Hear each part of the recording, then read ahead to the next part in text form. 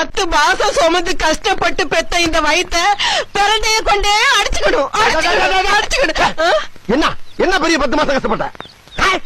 உள்ள ஒரு இருட்டு, ஒரு லைட் கிடையாது, ஒரு ஃபேன் கிடையாது, ஒரு ஏசி கிடையாது, கரண்ட் படுக்க ஒரு பெட்டு கிடையாது, பேச்சு துறைக்கு ஒரு ஆள் கிடையாது, தவிச்ச வாய்க்கு தண்ணி தர ஒரு நாதி இல்ல. சரி நம்மளா போய் குடிச்சு தொலைவனு பார்த்தாலும் ஒரு செம்பு கிடையாது. என்ன பெரிய கஷ்டப்பட்ட?